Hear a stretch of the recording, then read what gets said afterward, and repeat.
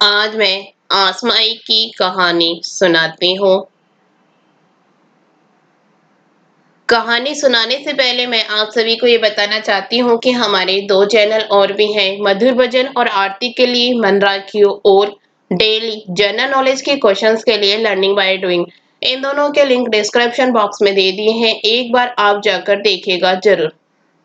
अब मैं कहानी सुनाती हूँ। अगर आपको अच्छी लगे तो लाइक, शेयर, सब्सक्राइब जरूर कीजिएगा।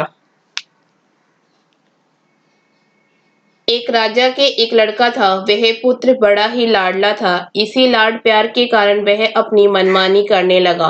वह प्राय पनघट पर बैठकर गुलेल से पनिहारियों की गगरियां फोड़ देता था।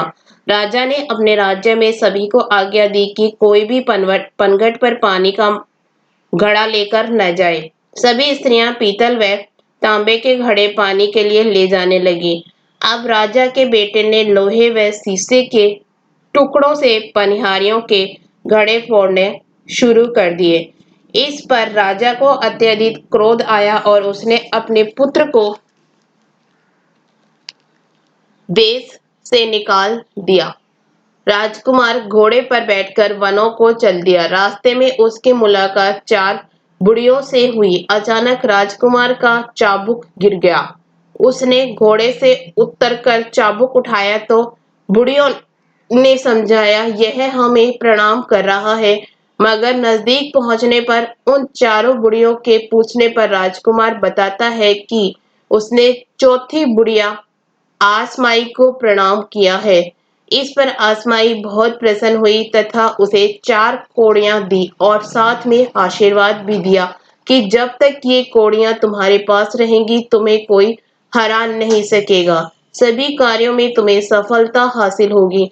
आसमाई देवी का आशीर्वाद पाकर राजकुमार आगे चल दिया। वह घूमता हुआ एक देश की राजधानी में जा पहुंचा। वहां का राजा जुआ खेलने में परंपरागत था। राजकुमार ने राजा को जुए में हरा दिया तथा राजा का सारा राजपाट जुए में जीत लिया। बूढ़े मंत्री की सलाह से राजा ने उसके साथ अपनी राजकुमारी का विवाह कर दिया। राजकुमारी बहुत ही शीलवान तथा सदाचारिणी थी। महल में सास ननद के अभाव में वह कपड़े की गुड़ियों द्वारा सास ननद की कल्पना करके उनके चरणों को आंचल पसार कर छूने तथा आशीर्वाद पाने लगी। एक दिन यह सब करते हुए राजकुमार से सास ननद की सेवा करने की अपनी इच्छा बताई। इस पर राजकुमार सेना लेकर अपने घर को चल दिया। अपने पिता के पास पहुंचने पर उसने देखा कि उसके माँ बाप निरंतर रोते रहते हैं और अंधे हो गए हैं। पुत्र का समाचार पाकर राजा रानी बहुत ही प्रसन्न हुए। महल में प्रवेश करने पर बहू ने सास के चरण छुए। सास के आशीर्वाद से कुछ दिनों के बाद उनके यहाँ एक सुंदर बालक का जन्म हुआ। आसमाई की कृपा से राजा रानी के नेत्रों की ज्योति लौट आई और उनके सारे कष्ट दूर हो गए।